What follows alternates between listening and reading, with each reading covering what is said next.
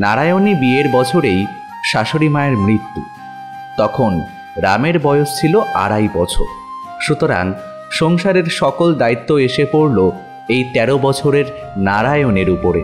ছোপ বুঝে কোপ মেরে নীলমণি ডাক্তার তার ভিজিট ফিস বাড়াতে থাকলো। আর যদি তোমার ওষুধ খাওয়ার পরেও বৌদির জ্বর আবার এসেছে, তাহলে এই যে বাড়ির সামনে আম গাছগুলো লাগিয়েছ, রাত্রিবেলায় এসে সব এক কোপে কেটে দিয়ে যাও। এই 1 টাকা আমি রাখছি। তবে রে ডাইনি বুড়ি! কি বললি? আমি ডাইনি বুড়ি? যত বড় মুখ নয় তত বড় কথা। পাঁজি হারামজাদা, নাম নাম বলছি। নামবো কেন? তোর বাবার গাছ।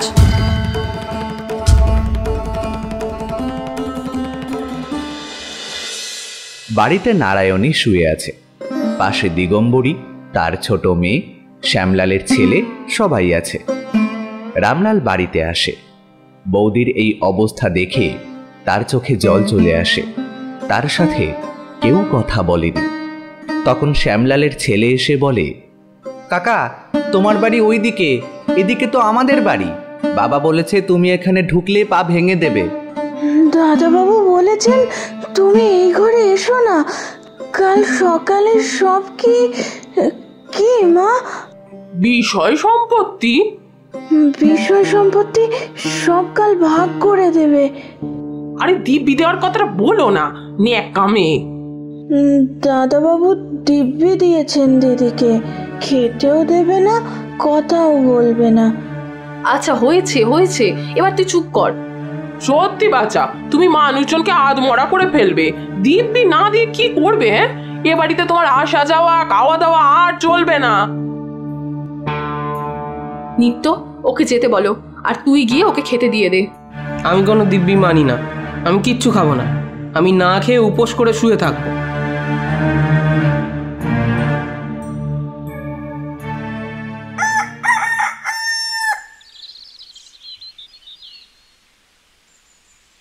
সকালবেলা শ্যামলাল কাজে চলে গেল। রাম নিজের ভাগের উঠোনে পায়চারি করতে করতে গর্জন করতে লাগলো, আমি দিব্যি মানি না। ভারী দিব্যি। ওকে যে দিব্যি দেবে, ও কি আপনার দাদা? ও কেউ নয়। আমি কি বৌদিকে মেরেছি? বুড়ি ডাইনিকে মেরেছি। ওটা শুধু ভুল করে বৌদির গায়ে লেগেছে। বেশ তো, বলতে হবে না কথা। আমি মজা করে রাঁধবো, ভাত, ডাল, তরকারি, মাছ, একলা বেশ মজা করে খাবো। নেত্র, যদি এদিকে 1 পা বাড়িয়েছিস তাহলে পা ভেঙে দেবো।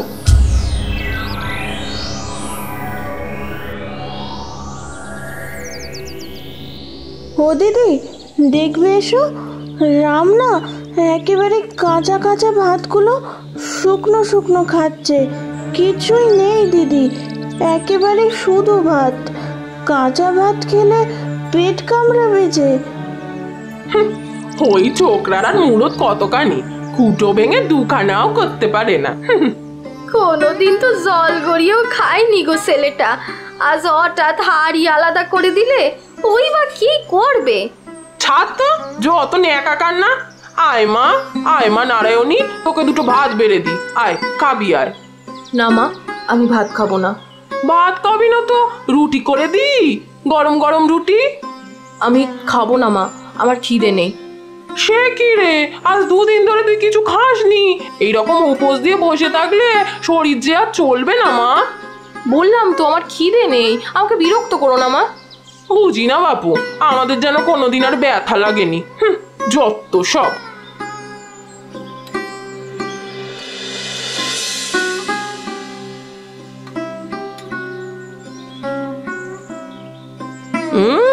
কি আর ক্ষতি হলো আমার? ভাত খেয়ে স্কুলে গেলাম, আবার ফিরে এসে কেমন খাচ্ছি। আর একটা কথা সবাই শুনে রাখো, এই দিকটা আমার সীমানা। এই দিকে যদি কোনো দিন কেউ আসে, তখন আমার আসল রূপ দেখবে।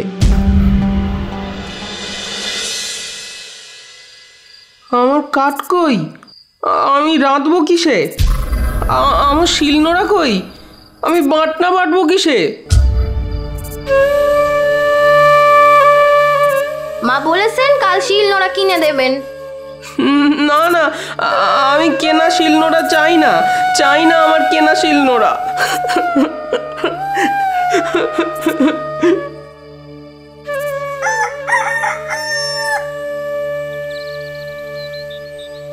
পরের দিন সকাল হতেই রামের কথাবার্তা সম্পূর্ণ বদলে যায়। সম্পূর্ণ 2 দিন কেটে গেছে।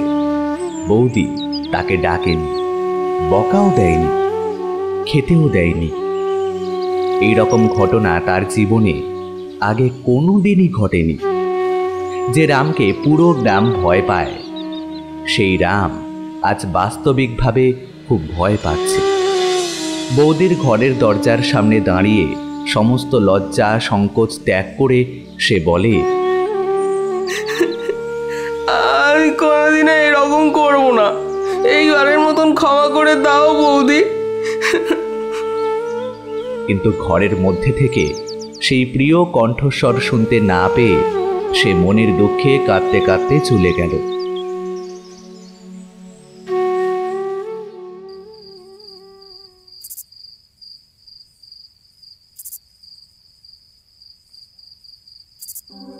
মা মা, ছোট বাবুর তো কোনো সারা শব্দ পাচ্ছি না। রাত তো ঢের হলো, আমার কিন্তু খুব চিন্তা হচ্ছে মা। সে কি, এ কি বলছিস না নেত্র? লক্ষ্মী মেয়ে আমার, একবার গিয়ে দেখে আয় না সে ঘরে আছে কিনা। আমার যেতে সাহস হয় না মা, তার খুব রাগ। গোবিন্দ, এই গোবিন্দ, একবার দেখে আয় তো তোর কাকা ঘরে আছে কিনা। আজ 3 দিন হয়ে গেল আপনি কিছু মুখে তোলেননি। খাবার আমার গলা দিয়ে নামবে না রে নেত্র। কাকা নিজের ঘরেই আছে, ঘুমোচ্ছে।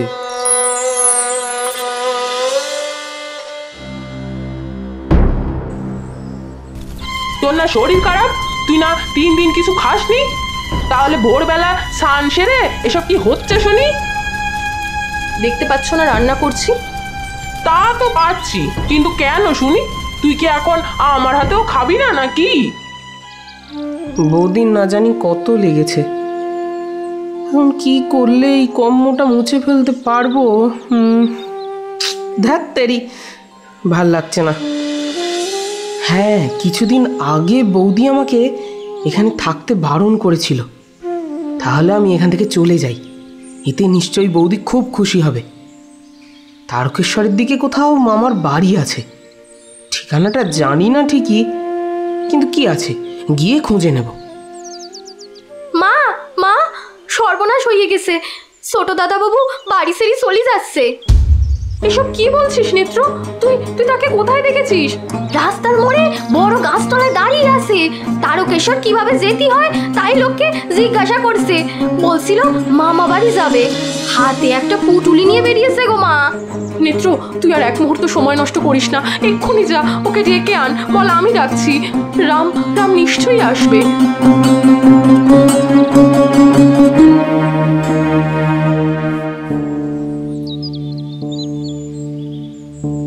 কি ব্যাপার? নেত্র নারায়ণীর সাথে কি সব ঘুষ ঘুষ ফুসফুস করলো? যাই তো, গিয়ে একবার দেখি তো।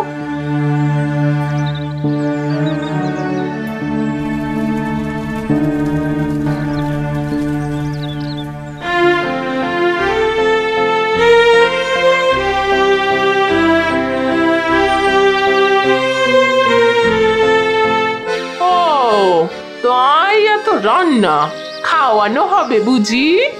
আমার জামাই যে এত বড় দিব্যি দিল, সেটা কি ভেসে গেল? ভেসে যাবে কেন মা? তার কথা তো আমি অমান্য করিনি। আমি নিজেও 3 দিন খাইনি, রামকেও খেতে দিইনি।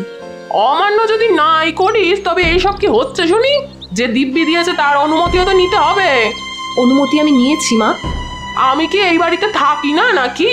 তুই অনুমতি নিলি আর আমি জানতেও পারলাম না? তোমার অনেক প্রশ্নের উত্তর আমি দিয়েছি মা, আর উত্তর আমি দেব না।